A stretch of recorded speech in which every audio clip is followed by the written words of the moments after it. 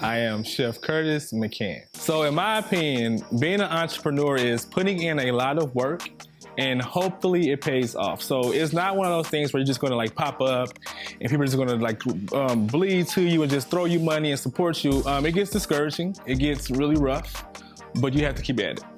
A lot of people think that like my process was just like a high speed. I just, came out of nowhere and just took off. No, there were countless times where my car broke down. I had to Uber to a catering event, times where I had to try to cater from home, or times where I had to, go to countless pop-up shops. I did countless pop-up shops hoping people just bought a plate for me.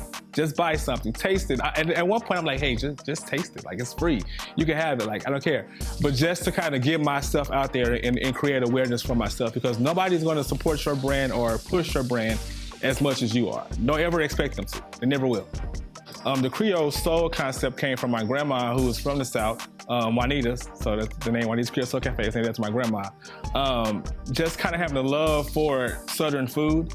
I visited New Orleans a lot, so I love like the red beans and rice, the gumbo. I love how in New Orleans, every other corner has like a mom and pop establishment. It's not really big on like franchises or whatever.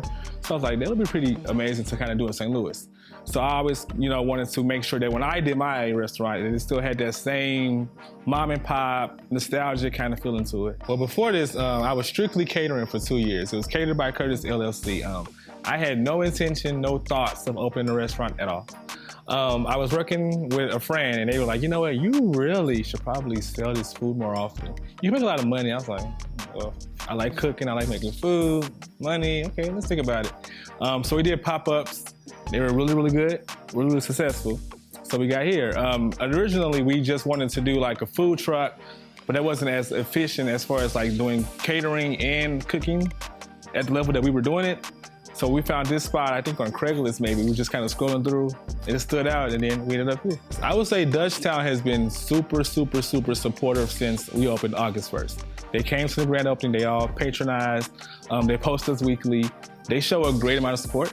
So we are located inside of Urban Eats, which is a neighborhood food hall. We are opening a second location in North City, January 9th. So we will be on North Taylor, which is, if you're familiar with North City, it's like a block from Jaden's Diner, Brothers Diner, all in the same area. So we'll be there January 9th. All right, we are open Wednesday through Sunday, 11:30 to 7 p.m. We're also on Grubhub, Postmates, and DoorDash. And we also have online ordering coming too, so you can just order directly from Google.